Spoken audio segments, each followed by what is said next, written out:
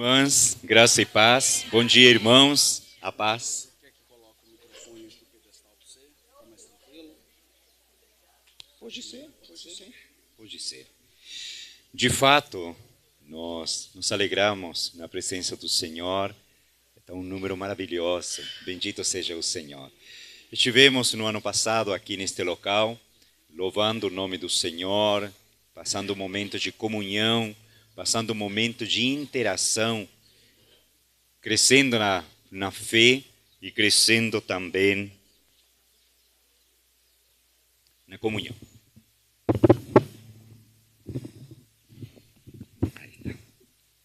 Muito obrigado. Pois bem, vamos orar mais uma vez, antes de passar à exposição da palavra do Senhor. Agradecemos a Ti, ó Pai eterno, pelas misericórdias que foram renovadas nesta manhã. E nós entendemos que foi o propósito do Senhor, como falou a Tua serva anteriormente, nos permitir viver este dia. E o desejo nosso coração que seja para a glória do Senhor. Agradecemos por cada irmã, cada irmão que se faz presente nesta manhã, neste local, por tudo quanto foi agendado, programado, e o Senhor confirmou esse planejamento, louvado seja o nome do Senhor.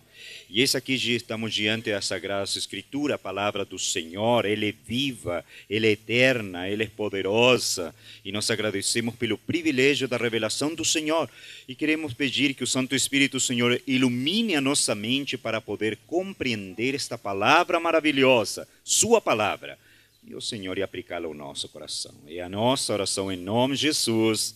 Amém. Pois bem, irmãos, eu acredito que fato e que concordamos com a grande verdade que nos custa viver a vida. De fato, nos custa viver a vida. E quando nós vamos avançando em idade, nós percebemos que muitas palavras não deveriam ter sido ditas. Não é verdade? Que muitos comportamentos poderiam ter sido diferentes, que muitas atitudes poderiam ter sido opostas àquela que nós tivemos. Nós percebemos que quando vamos chegando na idade mais avançada, nós temos aí a impressão de que poderíamos ter tido uma outra oportunidade para viver uma segunda vida neste mundo. Nós sabemos que viveremos uma vida maravilhosa na presença do Senhor, mas ainda é fato que a nós nos custa viver a vida. Muitas vezes parecemos crianças.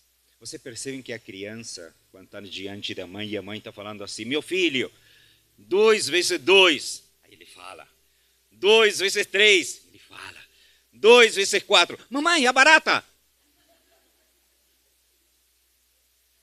A criança se distrai rapidamente, perceberam? Os adolescentes também. Ele começa falando de um tema, não sei se você acompanharam a conversa adolescente, ele começa falando de um tema, sem aviso ele já pulou para outro, e quando você está tentando entender o outro, ele já pulou para outro, e depois volta para o primeiro. Se distraem rapidamente. Mas a grande verdade é que nós, enquanto adultos, não nos saímos muito melhor, também nos distraímos na vida. Nos custa viver uma boa vida. Aí vem os famosos gurus e vão falar para nós, a solução está em que você viva uma vida equilibrada. Não, de fato, viver uma vida equilibrada, tá? Faz parte de uma boa vida. E vão falar assim, em primeiro lugar, você tem que manter o equilíbrio com a natureza. E aí você pensa, gente, é verdade. Eu preciso manter esse equilíbrio com a natureza, tomar chá, me alimentar bem, passear, ir a um parque. Mas aí nós vemos algumas pessoas abraçando árvores. E aí já começa a ficar meio esquisito, né? Ou tem outros que começam a rolar no meio da grama para ter uma interação maior e mais profunda com a natureza. E já está beirando a loucura. E aí alguém fala, não, a solução está em manter o equilíbrio nos alimentos. E eu tenho que confessar que aí é meu pecado. Como que é difícil manter o equilíbrio. Coma menos carboidrato. Gente, mas um macarrão na chapa é maravilhoso. Entendeu? Eu não é? Fala assim, não beba café com menos açúcar. E alguns vão falar a heresia, beba café sem açúcar. Você treme. Manter o equilíbrio para que o colesterol não suba demais, a glicose não descontrole, por aí vai. Você fala, tá bom. Outros vão falar, não, a questão é que você mantenha o equilíbrio entre os relacionamentos. E vocês já ouviram muito a respeito da palavra tóxico. Se afaste de relacionamentos tóxicos. Aí alguém pensa no sogro, na sogra, no cunhado, na cunhada. Se afaste, eu não é. Se afaste dos relacionamentos tóxicos. Mas no final, misericórdia, nós começamos a perceber que ainda não chegou ao X da questão, ainda não chegou ao centro. Porque nós conhecemos pessoas que cuidam muito bem da sua saúde, que elas viajam bastante, elas passeiam, eles têm um contato com a natureza que nós não temos muitas vezes. Quando eu estou falando isso, estou falando de lugares maravilhosos, paisagens maravilhosas, em praias maravilhosas e por aí, vamos parar por aqui. Parou, né? Mas a questão é que nós conversamos com essas pessoas e essas pessoas falam assim, eu não estou satisfeito. Mas como você não pode estar satisfeito? Você vive a vida dos meus sonhos. Eu todo dia passo fome tentando chegar à tua altura. Todo dia eu deixo de comer algumas coisas maravilhosas para chegar à tua altura. E você diz que está insatisfeita. Como é possível? E aí elas falam do que muitas pessoas vão falar um vazio existencial. Andam perdidas na vida. Uma tremenda satisfação. Eles começam a ter pensamentos de morte. Eles começam a perceber o mundo e dizem, não é isso que eu quero, eu estou deslocado. Eu me sinto alienado. Eu me sinto dissociado, desconectado. E eu não duvido. É provável que se sinta desconectado, porque ele está desconectado. É provável que ele se sinta alienado, porque ele está alienado. É provável que ele se sinta desconectado, dissociado, porque ele está dissociado. E a pergunta é, por que ele se sente assim? De onde que vem essa insatisfação? E daqui a pouco nós vamos compreender muito melhor isso. Quando nós voltamos o nosso olhar às Sagradas Escrituras, nós vemos imediatamente que Deus é o original e nós somos a cópia.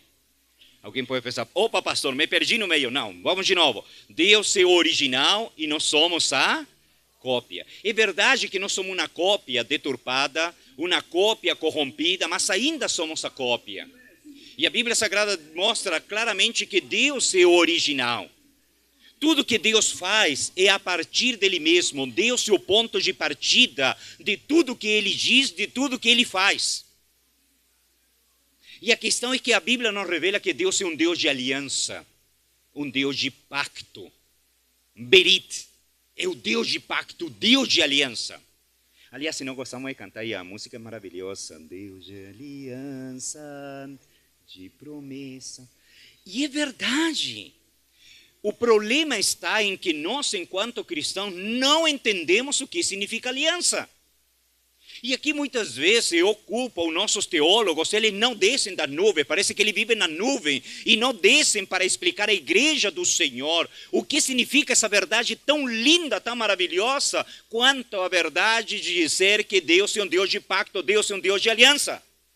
E por isso que nós nos perdemos neste mundo, não sabemos se vamos para a direita, para a esquerda, não sabemos nos conectar, não sabemos achar onde que está o fio da meada, onde está o link que une todas as coisas. E para esclarecer, e nós não vamos cometer o erro da qual eu estou criticando, para esclarecer, aliança, o pacto, berit, significa vínculo. Mais uma vez, o que significa pacto? O que significa aliança? Vínculo. E a pergunta é, se eu acabei de afirmar que Deus é o original e tudo que Deus vem fazer toma a si mesmo como ponto de partida, então, como assim, pastor? Deus está vinculado com quem? Pois Deus era Deus antes de criar o céu e a terra, verdadeiro ou falso? Deus era Deus. Mas nós acreditamos, nós vemos nas Sagradas Escrituras, na triunidade, a triunidade. Então, entre as pessoas da Trindade, há um vínculo de amor. Eles sempre se amaram. O Pai sempre amou o Filho sempre amou o Pai, o Espírito Santo sempre amou o Filho e o Pai. Sempre houve um vínculo de amor. Em segundo lugar, sempre houve um vínculo de fidelidade. O Pai é fiel ao Filho, o Filho ao Espírito Santo e assim sucessivamente. Há algo recíproco dessa fidelidade. E é por isso, nós vamos entender daqui a pouquinho a questão do casamento também.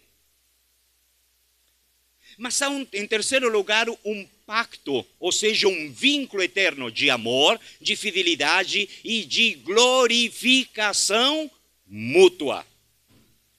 E todos esses elementos nós encontramos em João capítulo 17. O vínculo de amor, vínculo de fidelidade e vínculo de glorificação mútua. Agora prestem atenção. Lembram que eu falei, vou repetir agora pela terceira vez. Deus sempre toma a si mesmo como ponto de partida a respeito de qualquer outra coisa que Ele vai falar ou fazer. Quando Deus criou o universo de forma pactual. O que significa isso? Deus se vinculou ao universo. Não havia necessidade, obrigatoriedade de Deus. Mas Deus decidiu, pelo seu decreto eterno, se vincular.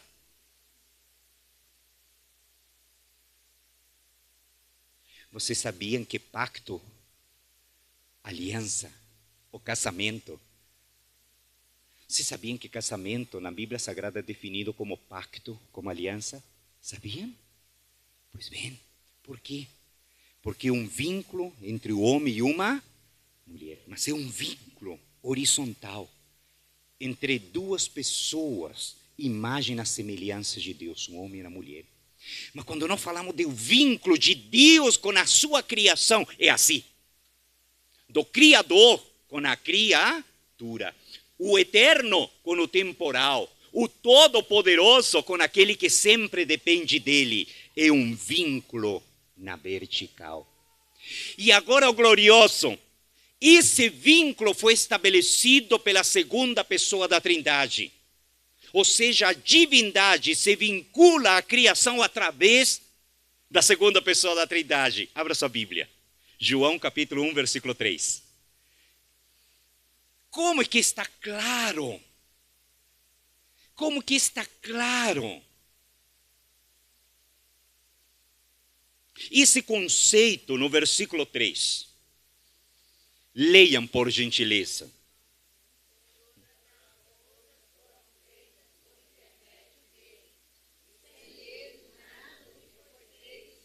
Mais uma vez. Todas. Por intermédio dele. E quem é esse ele? No versículo 1 diz, no princípio, era o verbo, e o verbo era Deus, a divindade se vincula à criação através da segunda pessoa da Trindade. Mas agora prestem atenção à profundidade, porque nós vamos aprofundando, passo a passo. Colossenses capítulo 1. E no versículo 16, Paulo vai falar, debaixo de inspiração divina, essa profundidade. Capítulo 1, versículo 16. E me acompanhem, por favor. Colossenses capítulo 1, versículo 16. Leiam, por favor. Que diz?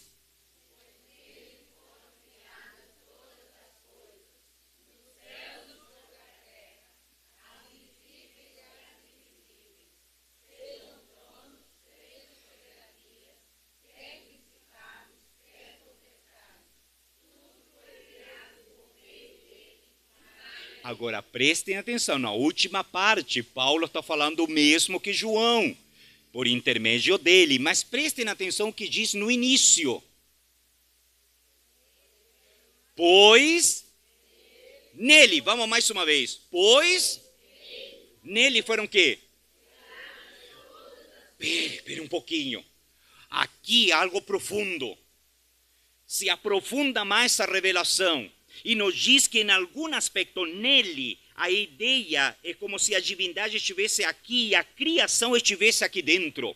Em algum aspecto, toda a criação, todo esse vasto universo está dentro, ou não foge da divindade, se pudéssemos falar assim.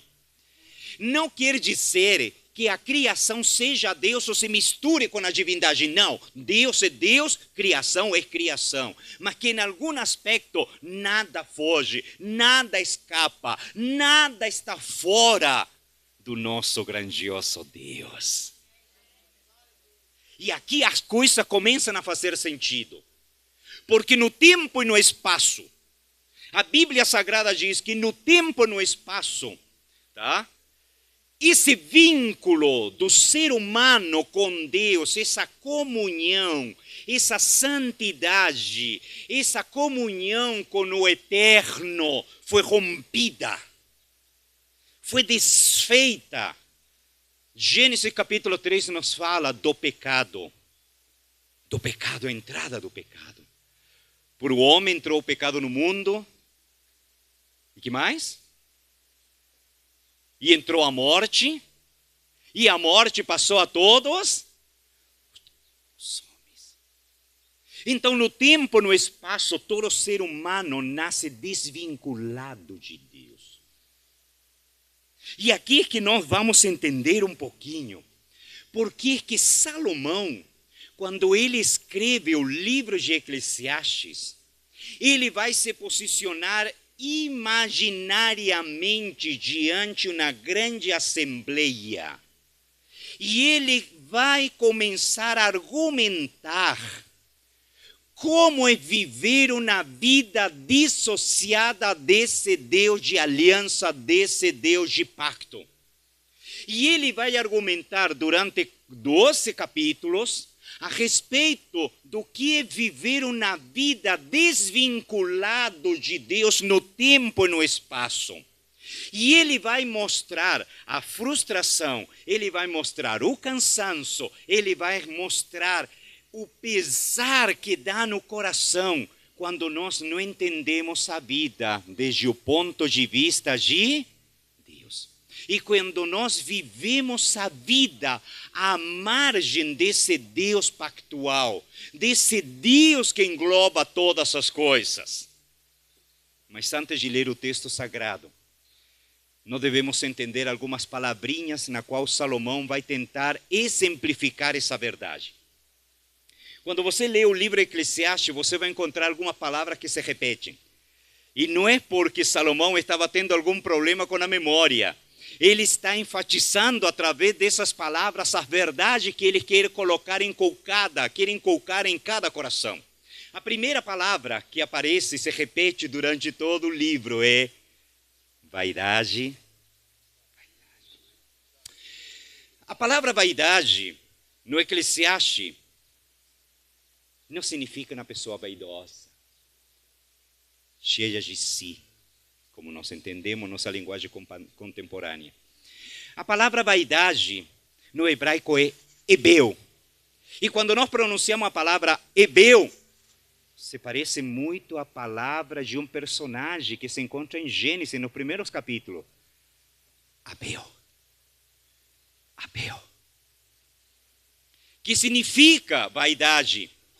Significa isso. Sopro.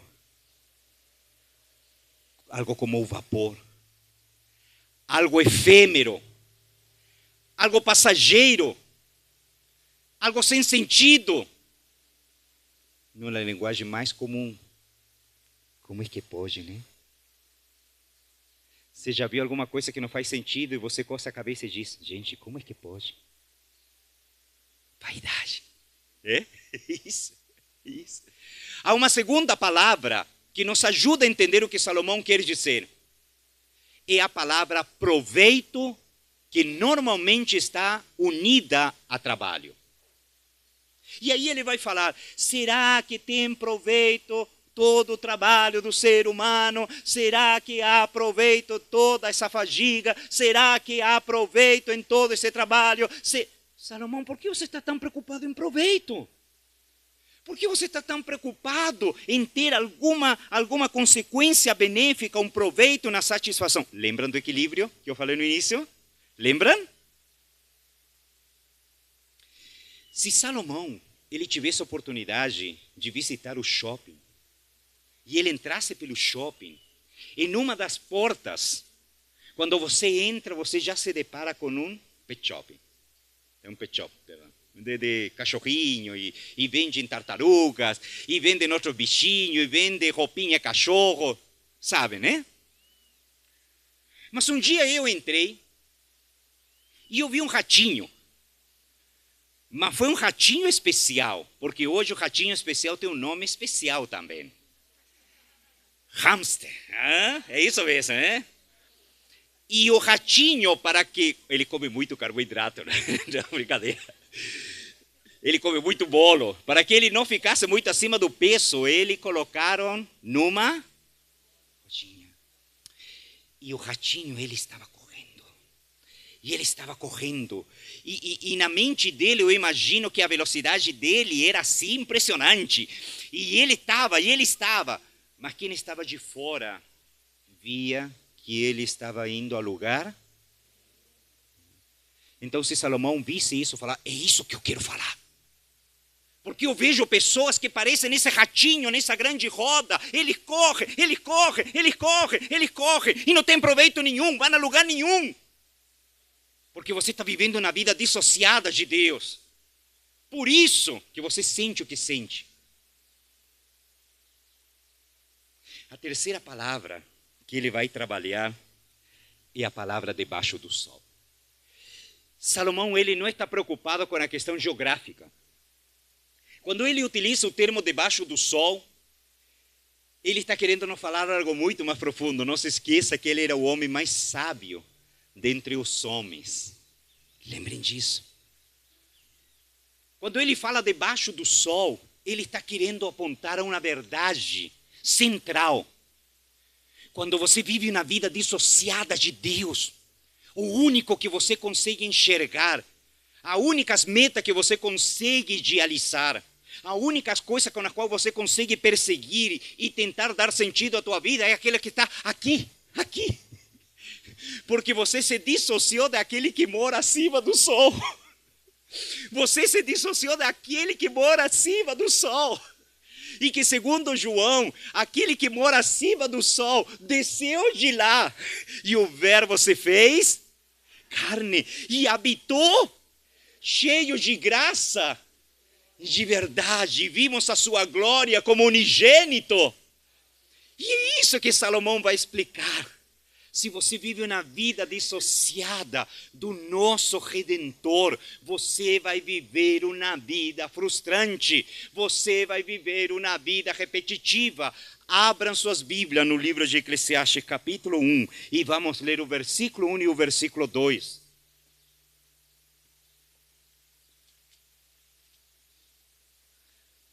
Olha o que diz a palavra do Senhor. E vamos ler até o versículo 3. Que ali aparece a primeira verdade. Ele já vai colocar os conceitos que irá trabalhar durante todo o livro. Leiamos. Palavras do pregador, filho de Davi, rei de Jerusalém. Vaidade de vaidades, disse o pregador. Vaidade. Tudo é vaidade. Que mais? Que proveito tem o homem?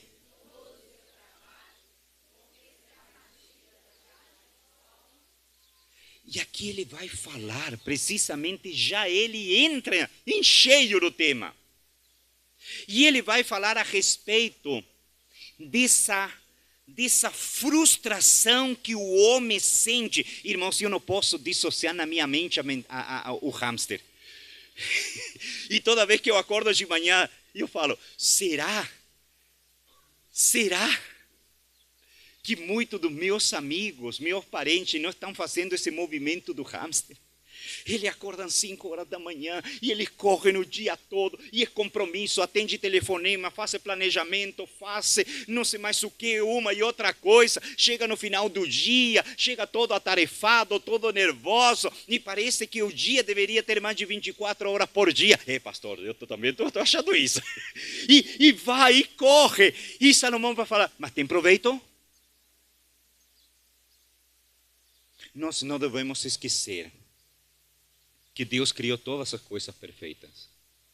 O supremo avaliador do universo.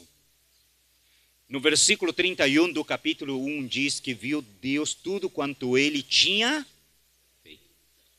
E tudo era muito bom. E não poderia ser de outra forma. Volto a repetir. Tudo que Deus disse e faz toma a si mesmo como ponto de partida. E ele avalia sua criação de acordo ao padrão que é ele mesmo. Era tudo muito bom.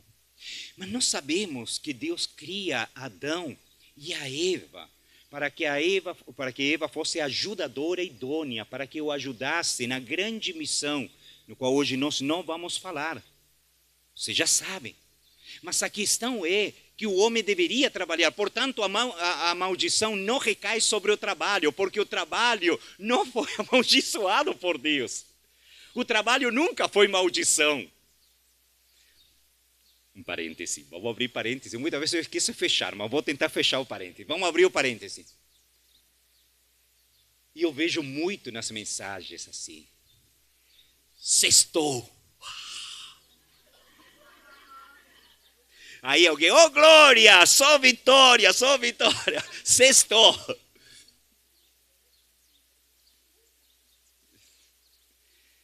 Mas se eu não vejo até agora que alguém fale, segundou. Ah, pastor, para com isso. Segundou.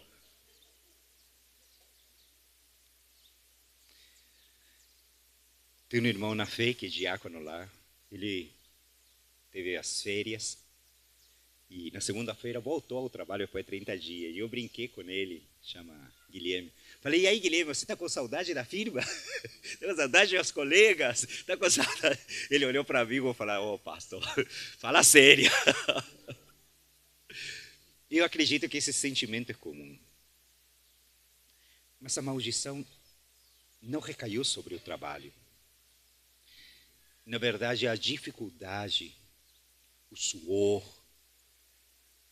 a ingratidão, por assim dizer, da gente trabalha, coloca esperança, coloca esforço, suor, investimento, economias, e no final, a gente não recebe 100%. As pessoas trabalham, guardam, economizam. Aí você recebe uma ligação, diz, aperte no link. E você naquele dia apertou no link e perdeu tudo. Foi embora. Sopro. Num sopro. Você trabalha, investe em seus filhos para dar um futuro melhor. E muitas vezes seu filho não entendeu sua perspectiva e ele faz totalmente o oposto. E mostra uma tremenda ingratidão. Muitas vezes, seu filho atende essas expectativas, mas ele numa viagem para a praia, para BH, para alguma outra cidade, para a faculdade, tem um acidente e vai embora. Vivemos num mundo caído. E Salomão está falando que se você não entende que vive num mundo caído, você não vai viver uma vida desde a perspectiva de Deus. Não coloque todas as fichas neste mundo, porque este mundo já não é o Éden, tá? Deixa eu falar, é lindo, é maravilhoso, muito bom para passear, tem coisas maravilhosas, fruto da graça do Senhor, mas não é o mundo que era antes da queda. Aliás, a Bíblia diz que sujeitou este mundo na maldição, mas essa maldição será tirada fundamentando-se no sacrifício de Cristo na ressurreição do nosso Redentor. Porque a ressurreição do nosso Redentor inaugurou a nova criação. Por isso que a esperança daquele que está vinculado com Deus é novo céu e nova terra. Aí é a fé de Abraão que olhava aquela cidade eterna, cujo fundamento são inabaláveis. Ele olhava e caminhava como peregrino, desfrutando das bênçãos neste mundo, sim, bênção do Senhor. Mas aqui não coloco o meu coração, porque está abaixo do sol. Me acompanhem, por favor, na Bíblia Sagrada. No versículo 4 ou versículo 11, só deixa mostrar algumas outras coisas brevemente. Ele vai falar contra essa repetitividade no mundo caído. Geração vai, geração vem, mas a terra permanece para sempre. Percebam como é a circularidade. Levanta-se o sol, põe-se o sol e volta ao seu lugar onde nasce de novo. O vento vai para o sul e faz o seu giro para o norte. Volve-se e revolve-se na sua carreira e retorna aos seus circuitos. Todos os rios correm para o mar e o mar não se enche. Ao lugar de onde correm os rios, para lá tornam eles a correr. Todas as coisas...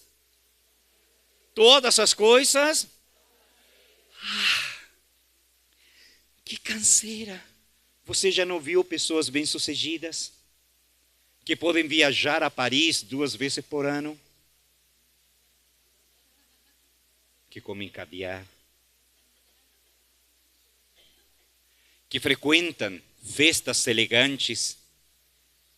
Você já não ouviu aquelas pessoas darem entrevista ou elas deixarem escapar? Que canseira! E a gente fica falando da gente. E eu ficaria cansado feliz na frente da Torre Eiffel. Você viaja para lá 2 vezes por ano e você está sentindo canseira. Mas o problema não é a Torre Eiffel. É ele. É o coração dele que está desvinculado daquele que mora acima do sol. De aquele que desceu de lá este mundo, viveu para nos reconectar. Para nos religar. E para nos levar para lá. Na casa do meu pai há moitas. Você não entende isso que Salomão está falando. Mas alguém na plateia, e Salomão era sábio. Certamente alguém na plateia, alguém estava falando, tá bom, Salomão, eu já entendi sua linha de argumentação, eu estou vendo tudo repetitivo, na grande canseira, eu consigo enxergar tudo cansativo, que rotina entediante. E o problema não é a rotina, o problema é o coração. O problema é o coração. Mas nós pensamos assim. Não, o problema é a rotina. E alguém na plateia está pensando e Salomão se adianta. Se é a rotina, a solução é a vida de emoções. Como fala a juventude, vamos viver a vida louca. Ricky Martin.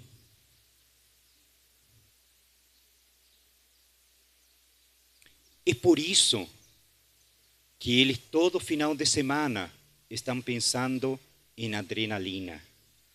Vou pilotar um carro rapidamente. Eu vou pular paraquedas, paraglide. Eu vou fazer rapel. Por quê? Nada contra isso. Esse não é o problema. O problema é que eles estão tentando suprir essa carência com adrenalina. Veja o que diz o versículo 1 do capítulo 2. Leiamos em conjunto o que diz. Vamos, eu te provarei. Que mais?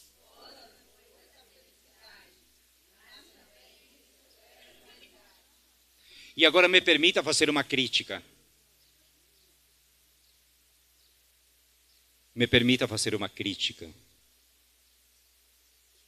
Principalmente essas mensagens aparecem no mês de dezembro, no mês de janeiro. Fim do ano. Viva a vida! Ou quando o grande personagem falece. E ele disse assim, vejam aí, a vida é curta. Portanto, cheira as flores. Veja o pôr do sol. Caminhe na praia. Coma mais. Beba mais. E depois, mande esta mensagem para a pessoa importante. Nada contra essas coisas. É bom, dom de Deus, comer e beber e desfrutar do fruto do trabalho. Esse não é o ponto. O ponto é que a solução está errada. Você, ao perceber todas essas coisas, não é? É como assim, é como aquela criança que ela brincou, e a mãe disse assim, meu filho, a festa está acabando, vamos embora. E aí ele presta atenção e diz assim, vamos embora, mas eu não comi bolo. E ele corre para comer bolo. E ele vai se empacinar com o bolo, eu quero comer bolo. Ele teve 2 horas para comer bolo, mas ele quer comer tudo em 4 minutos, porque a mãe falou, vamos. E eu vejo muitos crentes que perderam essa perspectiva do Deus da aliança, que estão vinculados com Deus e vejam a vida como, gente, estou ficando velho, então vou viver a vida, o tempo está acabando, eu vou para um lugar muito ruim. É óbvio que não. Porque Paulo falou, eu estou dividido. Se ficar aqui por causa da igreja, ou ir para o lugar incomparavelmente melhor. Por último, alguém na plateia está pensando, Salomão, agora eu vou levantar uma questão que vai te derrubar. E eu já entendi isso. Mas Salomão, a satisfação que dá da gente conquistar alguma coisa neste mundo. Salomão. Vamos lá? Versículo 4, Salomão vai trabalhar vários verbos. E ele toma a si mesmo como exemplo, já que ele era um homem extremamente rico, bilionário. Diz assim, empreendi grandes obras, edifiquei para mim casas, plantei para mim vinhas, fiz jardins e pomares para mim, e neste plantei árvore frutífera de toda espécie. Prestem atenção nos verbos. Fiz para mim, para regar com eles o bosque que reverdecia nas árvores. Comprei servos e servas, e tive servos nascidos em casa. Também possuí bois e ovelha. Mando que possuíram todos os que antes de mim viveram em Jerusalém. Amontoei também para mim prata e ouro e tesouros de reis e de províncias. Provi-me de cantores e cantoras. E que mais? Agora, olha o que diz, engrandeci-me, sobrepujei a todos os que viveram antes de mim em Jerusalém, perseverou também comigo a minha sabedoria. Versículo 10 em conjunto, o que diz?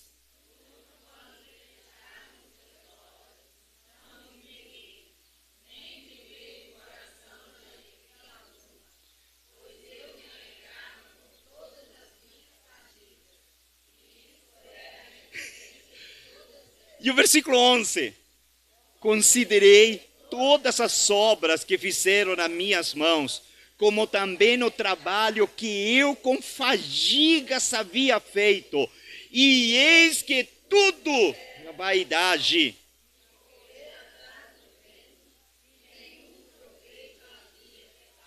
Eis que tudo era.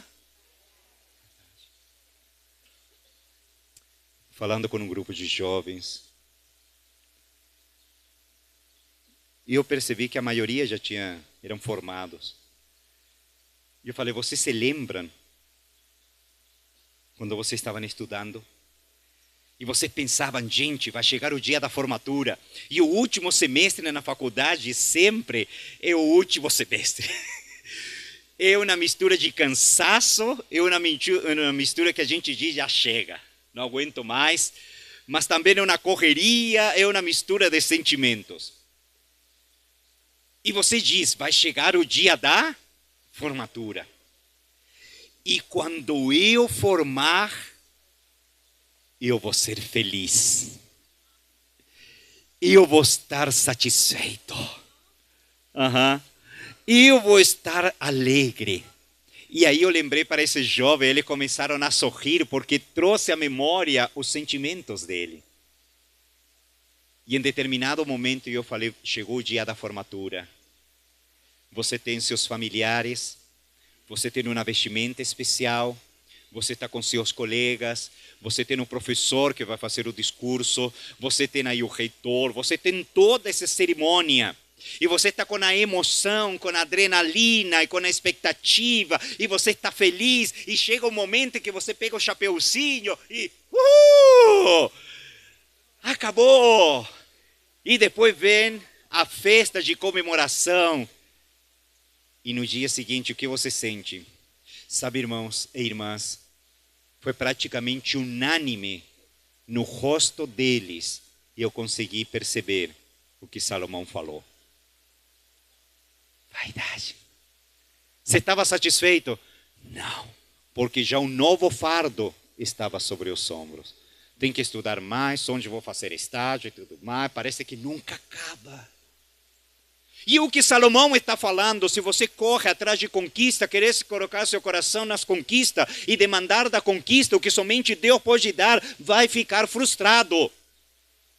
Porque isso é idolatria. O que é um ídolo? É tudo aquilo que governa o meu coração, de tal forma que passo a demandar desse ídolo o que somente Deus pode me dar. E eu demando de um diploma, satisfação. Quando a gente coloca nessas palavras, que vazio parece. Parece vazio porque é vazio.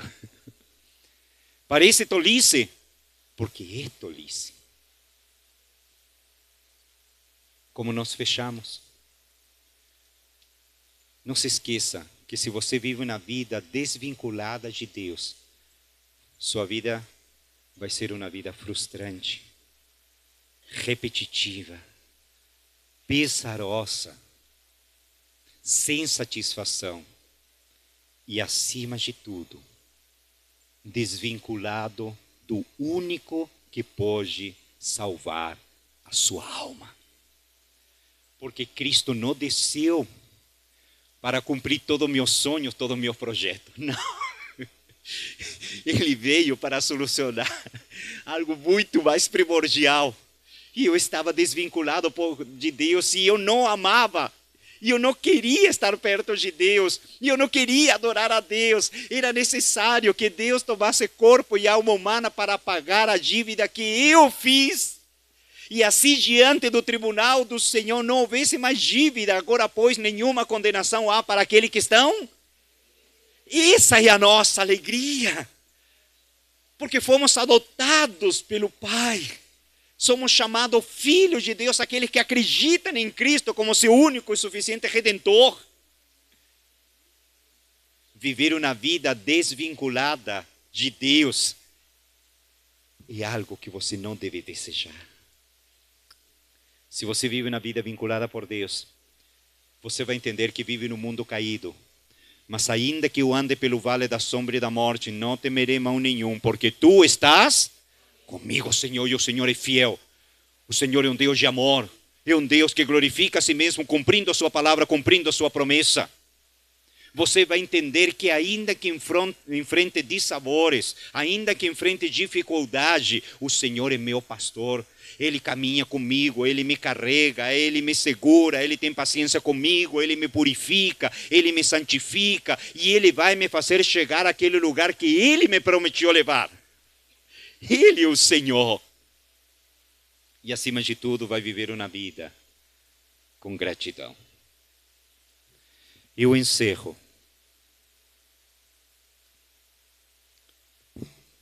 compartilhando com vocês a respeito de um grande servo do Senhor. Nos anos 90, quando eu ingressei ao seminário, não façam as contas, estou velho mesmo. Ingressei ao seminário. A gente sempre tenta se espelhar em algum ministro, em algum pastor, que a gente fale, não, eu vejo Cristo nele. Quando eu chegar a essa idade, gostaria de encerrar a vida como ele.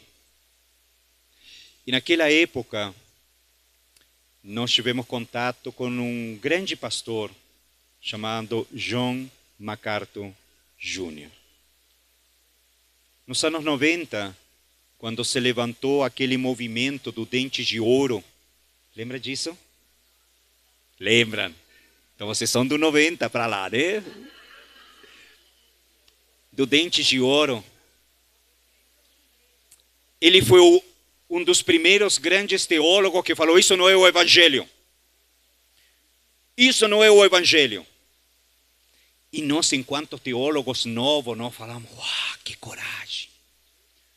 John MacArthur, ele apanhou daqueles que estavam fora da igreja, quanto aqueles que estavam dentro da igreja. Foi criticado por aqueles que eram de fora da igreja e dentro da igreja, mas ele se manteve firme à revelação divina, verdade inabalável.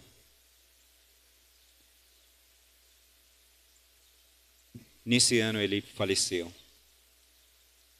E ele gravou um vídeo no ano passado, porque no ano passado a saúde dele se deteriorou muito. Ele foi internado. Na internação ele sofreu 3 intervenções, problema no coração. Pegou pneumonia, ficou muito debilitado. Várias semanas no hospital. A igreja orando, pastores orando, no mundo todo, servos e servas do Senhor orando pela vida do seu servo velho, John MacArthur. A igreja a qual ele pastoreava há mais de 50 anos. Há mais de 50. Ele grava um vídeo e disse assim. 3 coisas me impactaram. Falou assim: em primeiro lugar, eu quero tranquilizar o coração dos meus amados que estão orando por mim. Ele brincou: meu coração está mais forte do que nunca. Ele falou: de fato, sofri muito por causa da internação, muito debilitado. Mas o que mais me entristece é que nesse ano não poderei estar na conferência de pastores. O ministério dele promovia conferências de pastores. Isso entristece o meu coração. Primeiro, porque eu amo a convivência com meus irmãos. Isso já me impactou, porque crente ama ficar perto de... Uau! Falou, ele gosta de estar perto de outros crentes. Uau! Segundo, eu amo ouvir as pregações. Falei, que? John MacArthur é o pregador? E ele ama ouvir outros pregar? Uau! E ele falou, e eu amo ainda mais os louvores ao Senhor. Ah, não. Ele ama cantar. Ele ama louvar ao Senhor. Crente ama estar com crente. Crente ama, olha a cajadada. Crente ama ouvir pregações. E crente ama... E aí ele fala assim, eu já sei que estou no final da vida. E quando a gente está no final da vida, falou MacArthur, você tem uma nova perspectiva. Mas eu quero encerrar, ele falou, dizendo, e isso me fez chorar, eu sou todo gratidão por causa do que a palavra fez em mim e através de mim. Eu sou todo gratidão. Mais uma vez, eu sou todo. Ele estava vinculado com Deus, estava em pacto com Deus, feliz. Coração já fraco, mas eu sou todo gratidão. 80 e tantos anos, mas eu sou todo gratidão. Eu apanhei todos esses anos, mas eu sou todo gratidão. Nenhuma amargura, sou todo gratidão. Agradecemos a Ti, ó Pai, pela Sua palavra, que possamos viver essa vida da perspectiva do Senhor. O Senhor fez um pacto, aleluia, o Senhor fez uma aliança com o seu povo. Bendito seja o Senhor, um vínculo. A palavra diz que esse vínculo eterno e se manifestou no tempo e no espaço através do nosso Redentor. Bendito seja o Senhor. E a ação do Santo Espírito do Senhor que agiu e age em nós e agirá em nós por toda a eternidade. Louvado seja o nome do Senhor. Agradecemos por esta aliança maravilhosa, que possamos viver uma vida de gratidão. Todo gratidão. Em nome de Jesus. Amém. Glória ao Senhor.